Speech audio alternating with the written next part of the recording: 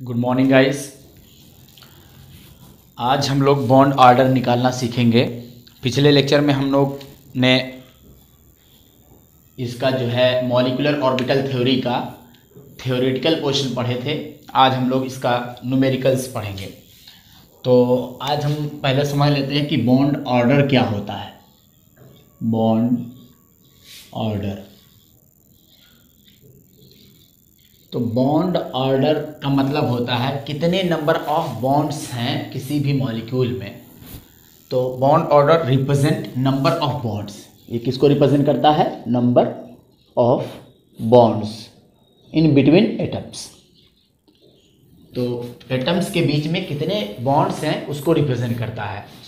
एक चीज़ और है कि अगर हम बॉन्ड एनर्जी का जो एनर्जी का क्रम था, इससे पिछले लेक्चर में हम लोगों ने पढ़ा था, तो इसमें हम पहले देख लेते हैं। नॉर्मली जो क्रम होता है वो होता है सिग्मा 1s का, उसके बाद होता है सिग्मा एंटी बॉन्डिंग 1s, फिर होता है सिग्मा 2s का, सिग्मा एंटी बॉन्डिंग 2s का, फिर होता है सिग्मा 2pz का, फिर होता है पाई 2px।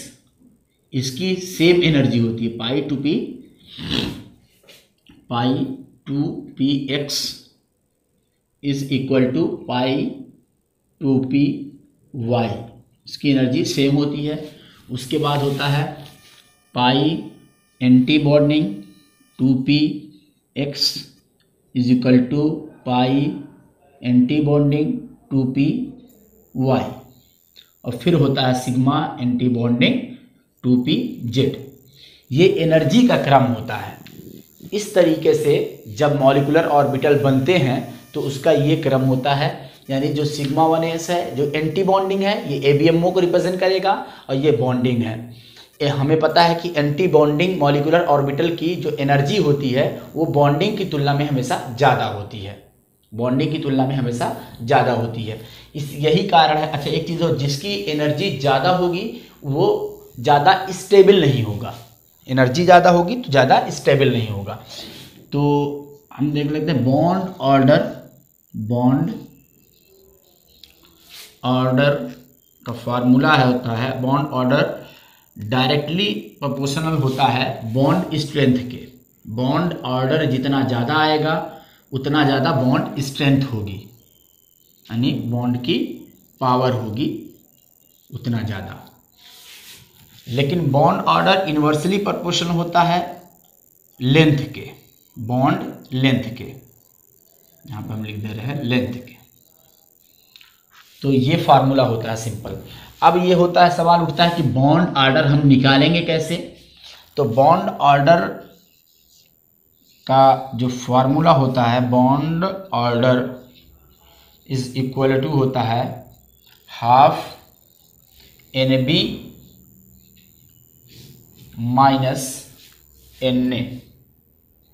ये बॉन्ड ऑर्डर होता है, ये इसका फार्मूला होता है। तो 1/2 bonding electrons minus anti bonding electrons.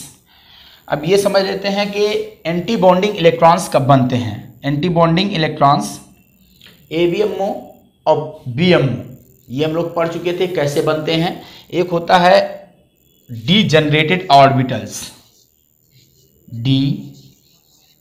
Degenerated orbitals, हालांकि ये भी देख लिए थे डीजनरेटेड ऑर्बिटल्स।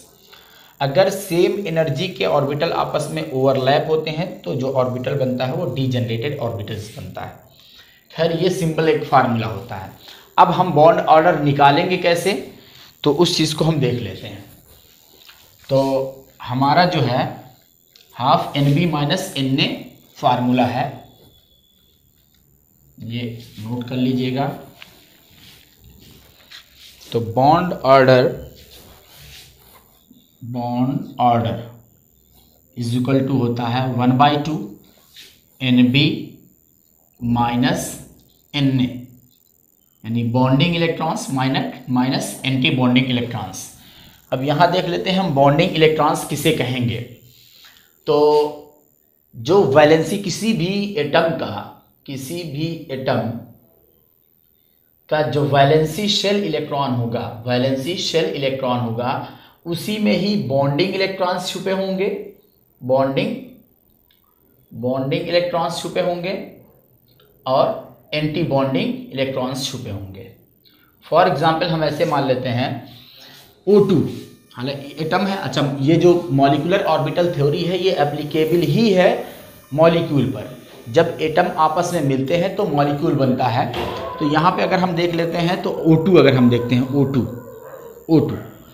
तो O2 में O2 का वैलेंसी शेल इलेक्ट्रॉन देखेंगे तो हमें, अच्छा एक चीज़ और, वैलेंसी शेल इलेक्ट्रॉन ही ग्रुप नंबर के बराबर है। ये चीज़ हमने पढ़ा था, ग्रुप नंबर के बराबर होती है। तो valency shell electron oxygen molecule का कितना होगा, मॉलिक्यूल का अगर हम देखते हैं तो अगर एटम का देखें तो ऑक्सीजन 6 ग्रुप का मेंबर है, तो उसका वैलेंसी शेल इलेक्ट्रॉन कितना हो जाएगा, 6 हो जाएगा। चूंकि ये मॉलिक्यूल है तो 6 2 12, तो इसका वैलेंसी शेल इलेक्ट्रॉन हो जाएगा 12। ये इसका वैलेंसी शेल इलेक्ट्रॉन हो जाएगा। अब हमें पता है कि वैलेंसी शेल इलेक्ट्रॉन में ही हमारा बॉन्डिंग मॉलिक्यूलर ऑर्बिटल और एंटी बॉन्डिंग मॉलिक्यूलर ऑर्बिटल छुपे हैं। तो अब इसमें हमें इन 12 इलेक्ट्रॉन में हमें बॉन्डिंग और एंटी बॉन्डिंग ढूंढना है। इन 12 में हमें बॉन्डिंग और एंटी बॉन्डिंग ढूंढना है।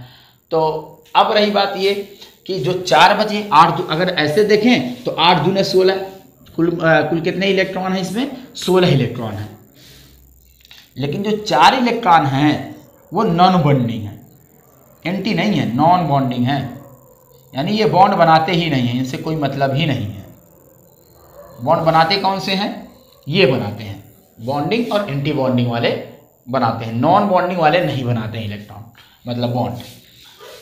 तो हम इसका जब बॉन्ड ऑर्डर निकालेंगे, बॉन्ड ऑर्डर ऑफ O2, तो क्या करेंगे, हाफ NB माइनस Na। अब इसी में बॉन्डिंग मेरा हमारा छुपा हुआ है और इसी में एंटी बॉन्डिंग छुपा हुआ है। तो पहला और दूसरा तो काट दो, क्योंकि इसमें 2 इलेक्ट्रॉन आ जाएंगे, इसमें 2 इलेक्ट्रॉन आ जाएंगे, हमें इससे कोई मतलब नहीं है, क्योंकि ये इलेक्ट्रॉन बॉन्ड बनाने में कोई हेल्प नहीं करते हैं। तो ये ना बॉन्डिंग है और ना ही एंटी बॉन्डिंग है, ये है क्या, ये नॉन बॉन्डिंग इलेक्ट्रॉन है। अब उसके बाद हमें देखना होगा बॉन्डिंग माइनस एंटी बॉन्डिंग 12 में। तो 2 4 6 8 10 और 12 ये हो जाएगा। तो इस तरीके से हमें इलेक्ट्रॉन को फिलअप कर देना है। तो अब यहां से हम देख लेते हैं 2 2 4 और 2 6 2 8 8 हमारे पास क्या है, 8 हमारे पास बॉन्डिंग है। हमें 12 में देखना है, तो 6 2 8 2 10 2 12 है। तो अब हमारे पास यहाँ पे 2 4 6 8 हमारे पास 8 इलेक्ट्रॉन क्या है, बॉन्डिंग के हैं। हमारे पास 8 इलेक्ट्रॉन बॉन्डिंग वाले हैं, यानी Nb कितना है, 8 है। हमारे पास कितना है Nb, 8 इलेक्ट्रॉन है। माइनस Na देख लेते हैं, 2 एंटी बॉन्डिंग स्टार जो है वो एंटी बॉन्डिंग को रिप्रेजेंट कर रहा है, 2 और 2 4 माइनस Na कितने हैं, 4। तो 8 माइनस 4 1/2 इंटू 8 माइनस 4। तो जब हम इसको निकालेंगे तो कितना आ जाएगा, 8 माइनस 4 यानी 4/2 आ जाएगा हमारा 2। यानी O2 का बॉन्ड ऑर्डर क्या आ गया, O2 का बॉन्ड ऑर्डर आ गया 2। इस तरीके से हम निकाल लेंगे, इस तरीके से हम इसका कैलकुलेशन निकाल लेंगे। हमें सबसे पहले देखना होगा कि कोई भी मॉलिक्यूल है उसका वैलेंसी शेल इलेक्ट्रॉन कितना है, उस वैलेंसी शेल इलेक्ट्रॉन में बॉन्डिंग इलेक्ट्रॉन कितने हैं और एंटी बॉन्डिंग इलेक्ट्रॉन कितने हैं, हमारा बॉन्ड ऑर्डर निकल जाएगा। अच्छा, यहीं पे अगर हमसे पूछ ले कि O2 का बॉन्ड ऑर्डर ज़्यादा है या O2 माइनस का बॉन्ड ऑर्डर ज़्यादा है या O2 प्लस बॉन्ड ऑर्डर का ज़्यादा है या O2 माइनस 2 का बॉन्ड ऑर्डर ज़्यादा है, किसकी बॉन्ड स्ट्रेंथ ज़्यादा है, किसकी बॉन्ड लेंथ ज़्यादा है। इस तरीके से क्वेश्चन हमसे पूछा जा सकता है। तो इसको आप स्क्रीनशॉट ले लीजिए, उसके बाद हम बता रहे हैं। तो ये तो रहा, हम सिंपली उसको जो है बॉन्ड ऑर्डर इस तरीके से निकाल सकते हैं। ये तो हमने O2 का निकाला। अब मान लीजिए हमसे O2 माइनस का, O2 प्लस का पूछ लिया, O2 प्लस का पूछ लिया। तो यहाँ पे एक चीज़ है कि जो भी इलेक्ट्रॉन निकलेगा या जो भी इलेक्ट्रॉन ऐड होगा वो हमेशा वैलेंसी शेल इलेक्ट्रॉन में ही ऐड या निकलेगा। जो भी सब्सट्रैक्ट होगा या जो भी ऐड होगा वह वैलेंसी शेल इलेक्ट्रॉन से ही निकलेगा या ऐड होगा। तो यहाँ पे ऑक्सीजन किस ग्रुप का मेंबर है? 6 ग्रुप का मेंबर है। तो ऑक्सीजन 6 ग्रुप का मेंबर है, तो 6 2 जा 12 और 12 माइनस 1, क्योंकि प्लस 1 इलेक्ट्रॉन निकल चुका है, तो 12 माइनस 1 यानी 11। तो O2 प्लस का जो वैलेंसी शेल इलेक्ट्रॉन है, VSC है, वैलेंसी शेल इलेक्ट्रॉन, वो कितना है? 11। वैलेंसी शेल इलेक्ट्रॉन कितना है? 11। अब इस 11 में हमारा बॉन्डिंग भी छुपा हुआ है, बॉन्डिंग इलेक्ट्रॉन, और प्लस एंटी बॉन्डिंग इलेक्ट्रॉन भी छुपा हुआ है। इस तरीके से हमारा इसमें ये छुपा हुआ है। अब 1/2 Nb माइनस Na, तो O2 प्लस का हम इस तरीके से निकाल लेंगे 1/2 Nb। हमें पहले और दूसरे से कोई मतलब नहीं है, क्योंकि ये नॉन बॉन्डिंग इलेक्ट्रॉन है। ये हमारे क्या है? नॉन बॉन्डिंग, इनसे नहीं कोई मतलब हमसे, ये पार्टिसिपेट ही नहीं कर रहे हैं बॉन्ड बनाने में। तो अब बॉन्डिंग इलेक्ट्रॉन्स में अब हमें कितने में देखना है? 11 में देखना है। यहाँ से हम गिनती शुरू करेंगे, 2 4 6 8 10, यानी 11वां इलेक्ट्रॉन हमारा 2px में जाएगा। 11वां इलेक्ट्रॉन हमारा कहाँ जाएगा? 2px में जाएगा।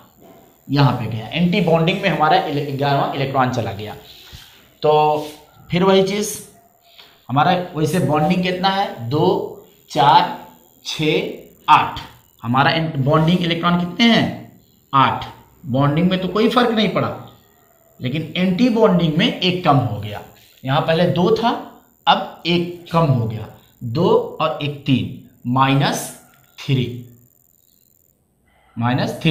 तो यानी 5/2 इज इक्वल टू 2.5। तो इसका बॉन्ड ऑर्डर कितना आ गया? 2.5। O2 प्लस का बॉन्ड ऑर्डर 2.5। O2 का बॉन्ड ऑर्डर आया था कितना? O2 का जो बॉन्ड ऑर्डर आया था हमारा वो आया था 2, और O2 प्लस का आ गया 2.5। इस तरीके से बॉन्ड ऑर्डर आ गया। अब हम O2 माइनस का देख लेते हैं। O2 माइनस का हम देख लेंगे। O2 माइनस में क्या होगा कि फिर वही वैलेंसी शेल इलेक्ट्रॉन में वैलेंसी शेल इलेक्ट्रॉन एक ज़्यादा हो जाएगा। वैलेंसी शेल इलेक्ट्रॉन क्या होगा? एक ज़्यादा होगा। जैसे 6 दूनी 12, हमारा ऑक्सीजन किस ग्रुप का मेंबर है? 6 ग्रुप का मेंबर है, तो 6 2 जा 12 और 1 13 है। तो अब 13 में हमारा O2 माइनस ये है 13 में ही बॉन्डिंग छुपा हुआ है, बॉन्डिंग और प्लस एंटी बॉन्डिंग छुपा हुआ है, ये दोनों 13 में है। अब यहाँ पे शुरू करेंगे तो 1/2 half Nb bonding minus anti bonding.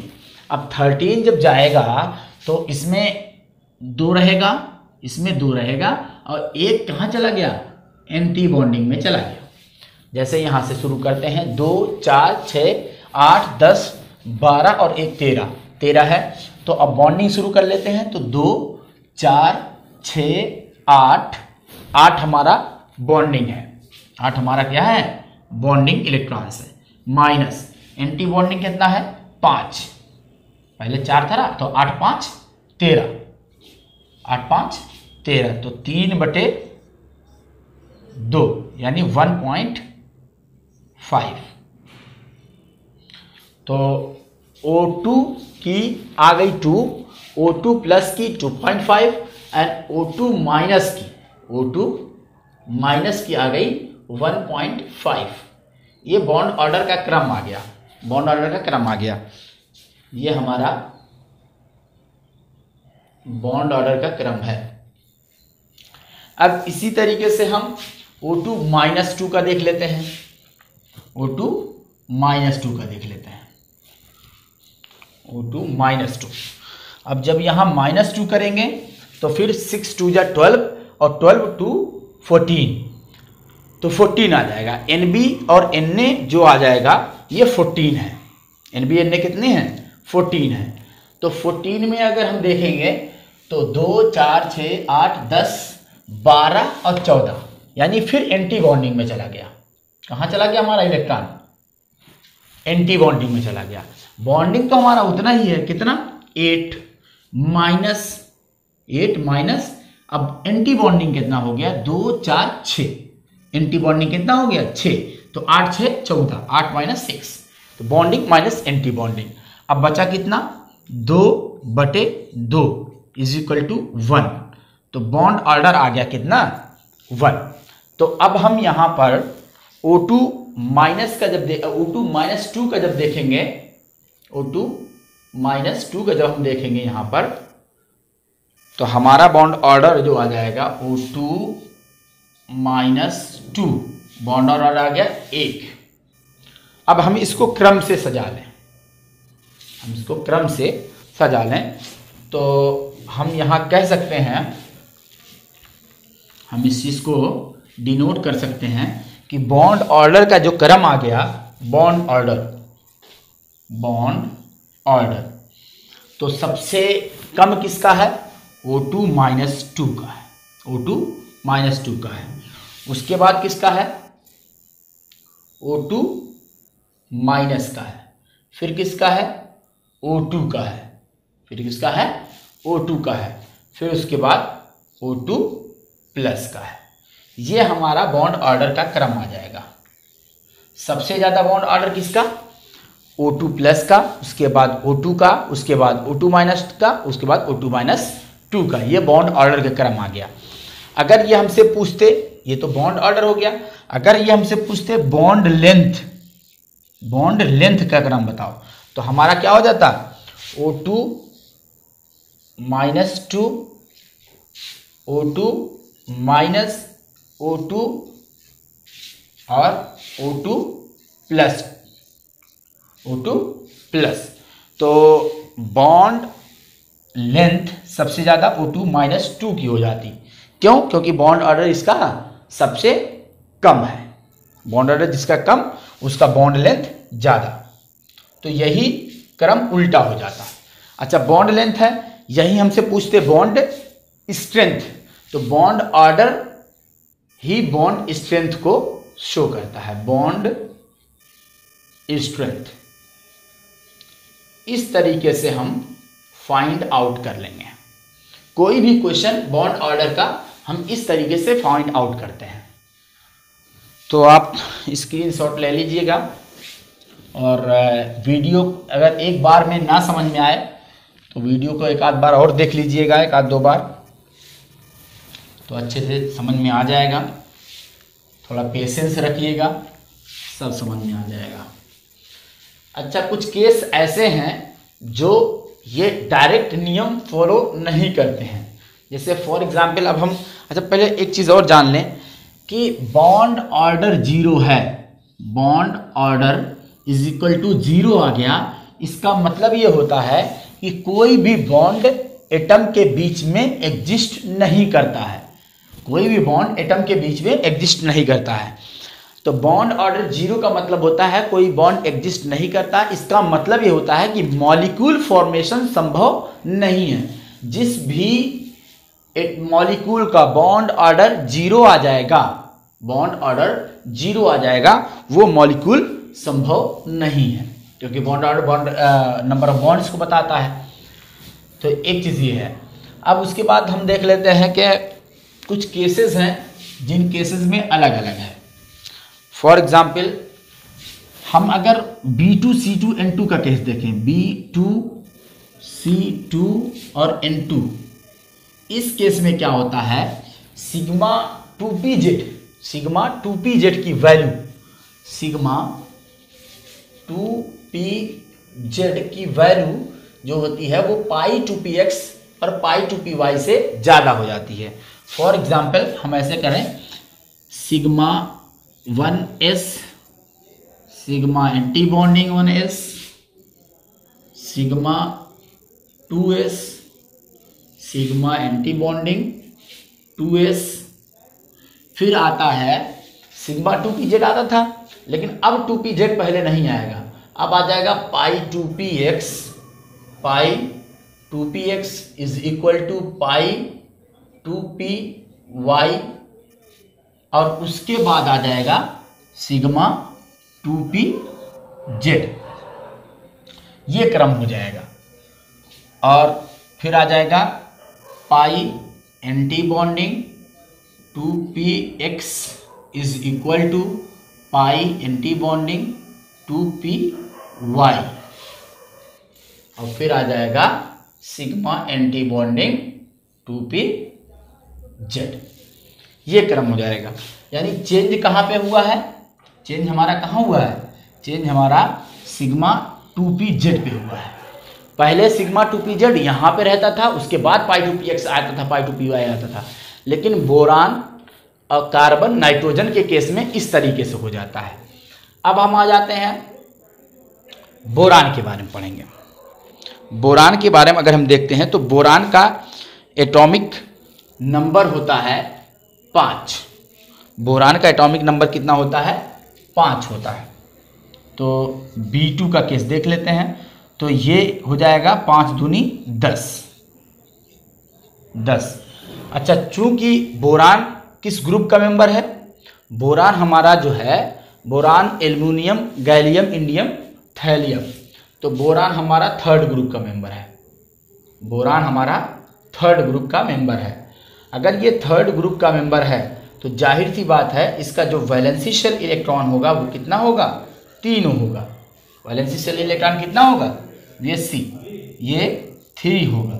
लेकिन अब यहाँ पे मॉलिक्यूल है तो वैलेंसी शेल इलेक्ट्रॉन कितना हो जाएगा, 6 हो जाएगा। वैलेंसी शेल इलेक्ट्रॉन 6 हो जाएगा।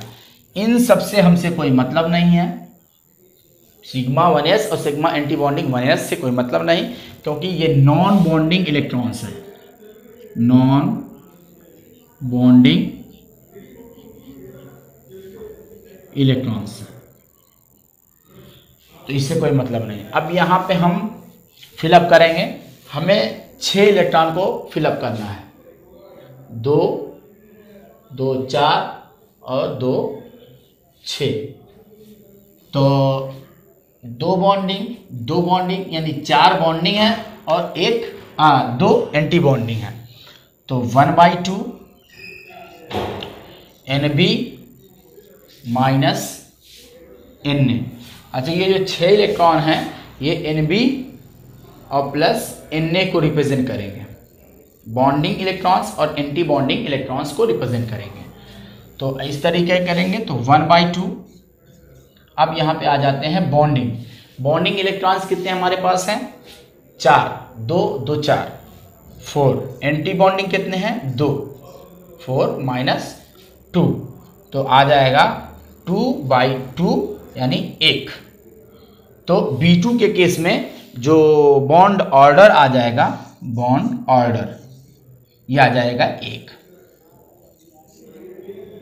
यही चीज इसमें अंतर है। अब जब C2 का केस करेंगे तो C2 का भी इसी तरीके से हम कर लेंगे।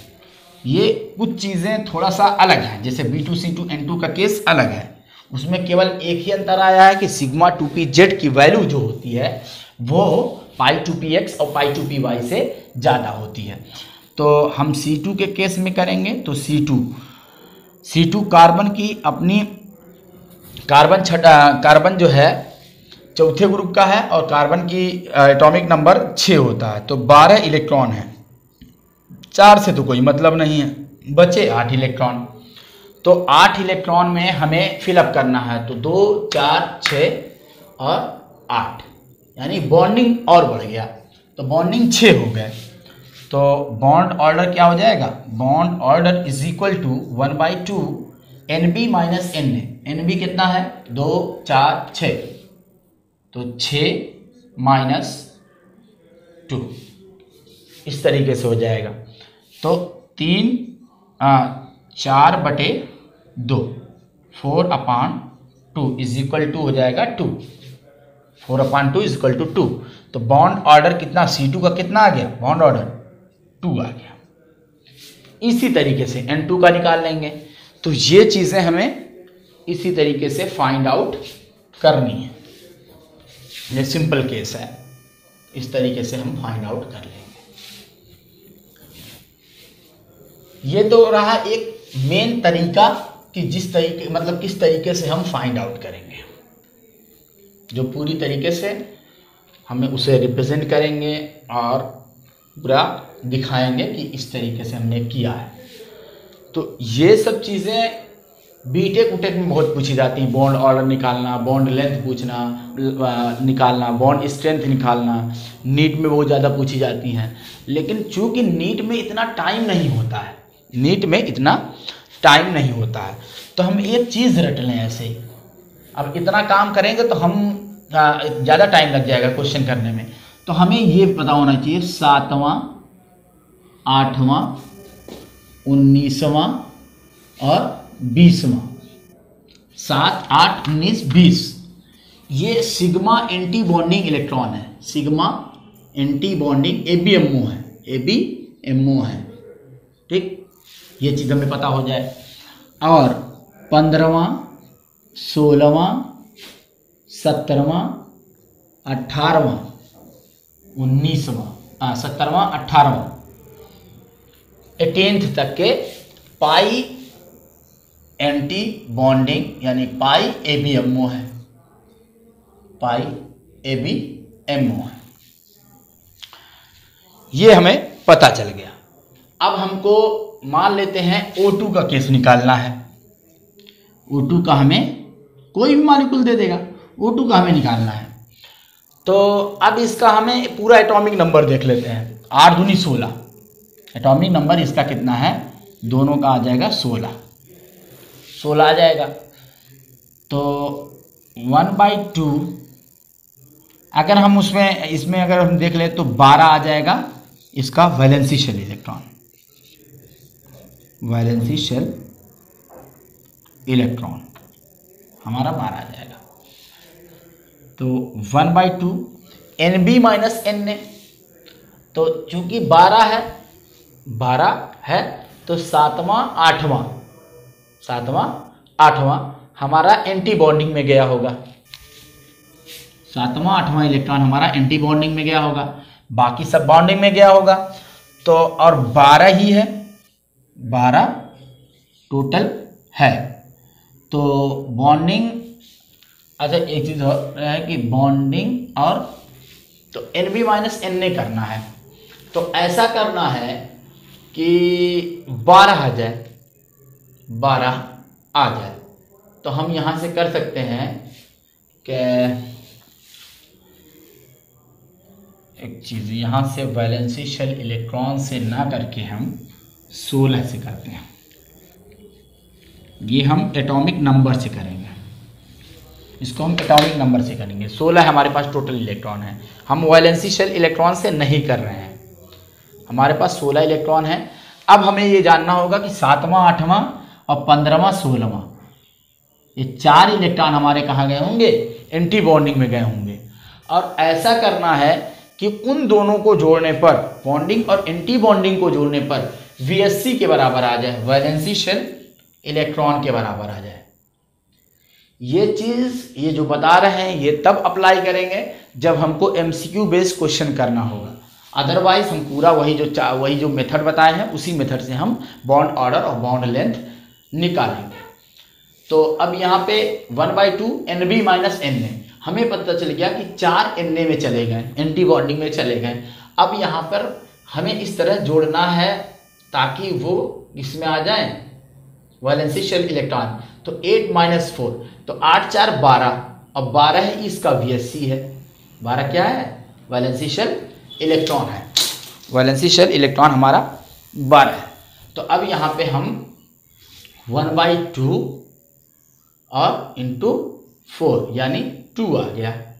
तो ऑक्सीजन का O2 मॉलिक्यूल का बॉन्ड ऑर्डर कितना आ गया? 2 आ गया। इस तरीके से हम फाइंड आउट कर लेंगे, इस तरीके से हम फाइंड आउट कर लेंगे। जैसे मान लेते हैं O2 माइनस का आ गया केस, O2 माइनस का। अब फिर क्या हुआ? 8 दूनी 16 और 1 17, 8 दूनी 16 और 1 17। इसका तो हो गया पूरा एटॉमिक नंबर कितना हो गया? 17। 17 इलेक्ट्रॉन, 17 इलेक्ट्रॉन इसके हो गए। अब हमें पता है कि 7वां 8वां 15वां 16वां 17वां यानी 5 इलेक्ट्रॉन, 5 इलेक्ट्रॉन किस में चले गए? 5 इलेक्ट्रॉन एंटी बॉन्डिंग में चले गए। और जो है 6 दूनी 12 और 1 13, 6 दूनी 12 और 1 13, 13 मिला के हमारे पास बॉन्डिंग और एंटी बॉन्डिंग है। Nb प्लस Na कितने हैं? 13 है। Nb प्लस Na 13 है हमारे पास। और 5 किस में चले गए? 5 एंटी बॉन्डिंग में चले गए। तो इसका जब निकालेंगे तो 1/2 Nb, 5 तो निकाल लो, 5 तो माइनस 8 5 13, तो 8 कर दोगे तो यहां पर आ जाएगा कितना? 3/2 यानी 1.5। इस तरीके से हम बॉन्ड ऑर्डर निकाल सकते हैं, इस तरीके से हम इसका बॉन्ड ऑर्डर निकाल सकते हैं। अब यहाँ पे मान लेते हैं हमारा O2 प्लस आ जाए, हमारा जो है O2 प्लस आ जाए। अब O2 प्लस के केस में जैसे ये है O2 प्लस, तो 8 दूनी 16 और 1 15, 16 1 15 मतलब घट गया ना, तो यहाँ पर 15 इसका एटॉमिक नंबर है। अगर वैसे देखें तो 6 दूनी 12 और 1 घट गया तो 11। अब हमें देख लेना है कि एंटी बॉन्डिंग कितना है। बॉन्डिंग हमें पता ही चल जाएगा। एंटी बॉन्डिंग कितना है? 7वां 8वां और 15वां, 3 ही एंटी बॉन्डिंग है, 3 एंटी बॉन्डिंग है, बाकी जो बचेगा हमारा बॉन्डिंग हो जाएगा। ये 11 क्या रिप्रेजेंट कर रहा है? ये bonding, bonding plus anti bonding को रिप्रेजेंट कर रहा है, बॉन्डिंग प्लस एंटी बॉन्डिंग को रिप्रेजेंट कर रहा है। ऐसा है तो हम जब बॉन्ड ऑर्डर निकालेंगे, bond order is equal to हो जाएगा 1/2 Nb माइनस Na। Na हमको पता चल गया कितना है? 7 8 15, 7 8 15, 3 है। Na कितना है? 3 है। अब 11 में से 3 घटा दो तो 8 बचा, तो 8 माइनस 3, ये हो जाएगा बॉन्ड ऑर्डर, यानी 5/2 यानी 2.5, 2.5। ये O2 प्लस का बॉन्ड ऑर्डर हो जाएगा। इसी तरीके से हम निकाल लेंगे, इस तरीके से हम निकाल लेंगे। तो कोई भी क्वेश्चन देगा हमें तो इसी तरीके से हम उसका फाइंड आउट कर लेंगे, उस चीज को हम फाइंड आउट कर लेंगे। बॉन्ड ऑर्डर कैसे निकालें, उसका बॉन्ड लेंथ कैसे निकालें, बॉन्ड स्ट्रेंथ कैसे निकालें, ये सारी चीजें फाइंड आउट कर लेते हैं। अगर हमसे एक कोई इस तरीके का मॉलिक्यूल दे देता है, कह देता है कि NO3 माइनस का बॉन्ड ऑर्डर बताओ, इस तरीके से पूछ लेता है हमसे, यानी डिफरेंट एटम का मॉलिक्यूल। अभी तक तो सेम एटम का मॉलिक्यूल था, अब डिफरेंट एटम का मॉलिक्यूल होगा और बॉन्ड ऑर्डर पूछेगा। तो इसका एक फॉर्मूला होता है, bond order is equal to number of bonds. तो नंबर ऑफ बॉन्ड्स के लिए हमें NO3 का पहले स्ट्रक्चर बनाना पड़ेगा। NO3 डबल बॉन्ड ऑक्सीजन और सिंगल बॉन्ड ऑक्सीजन। यहां पे हम जो है इस तरीके से हम इसको कोऑर्डिनेट बॉन्ड कर देंगे और यहां पे हमारा एक चीज हो गया 3 बॉन्ड, ये O माइनस हो गया हमारा, ये O माइनस हो गया। तो अगर हम देखें तो नंबर ऑफ बॉन्ड्स 2 2 4 हो गया। नंबर ऑफ बॉन्ड्स कितने हो गए? 4 upon number of atomic pair in which bond order to be calculated. तो क्या हो जाएगा? Number of bonds upon number of atomic pairs, number of atomic pairs in which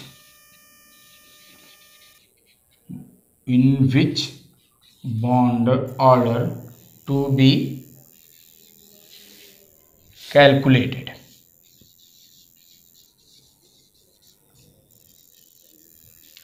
तो नंबर ऑफ बॉन्ड्स कितने हो गए हमारे 4 upon number of atomic pairs in which bond order to be calculated. Atomic pairs कितने हो गए NO 1 1 1 तो ये 3 हो गए 4/3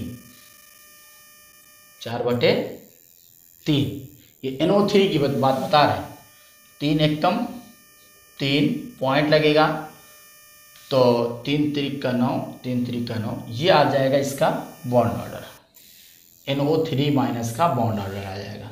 इस तरीके से हम कैलकुलेट कर लेते हैं। इस तरीके से कोई भी चीज़ आएगा हम कैलकुलेट कर लेंगे। तो इसी तरीके से मान लेते हैं फॉस्फेट का निकालना हो, हमें फॉस्फेट का निकालना हो। अगर यहाँ पर फॉस्फेट होता तो उसका स्ट्रक्चर पहले बनाते PO4 - 3 PO4 - 3 तो इसका स्ट्रक्चर बनाएं phosphorus single bond oxygen double bond oxygen और सिंगल बॉन्ड ऑक्सीजन। इस तरीके से फॉस्फेट का स्ट्रक्चर बन जाएगा। तो और बाकी PO4 - 3 है तो -3 इस तरीके से हो जाएगा। तो नंबर ऑफ बॉन्ड्स कितने हैं 1 2 3 4 5 नंबर ऑफ बॉन्ड्स कितने हैं 5 upon number of atomic pairs 1 2 3 4 5/4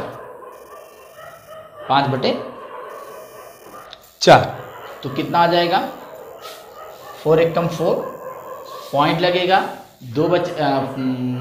1 बचेगा 4 दूनी 8 हो गया और 4 पंजे 20। बॉन्ड ऑर्डर कितना आ गया फॉस्फेट का बॉन्ड ऑर्डर आ गया 1.25। इस तरीके से हम bond order bond length bond strength निकाल सकते हैं, चाहे वो सेम एटम के मॉलिक्यूल हो या डिफरेंट एटम के मॉलिक्यूल हो। अगर वीडियो अच्छी लगे तो लाइक शेयर सब्सक्राइब ज़रूर करें।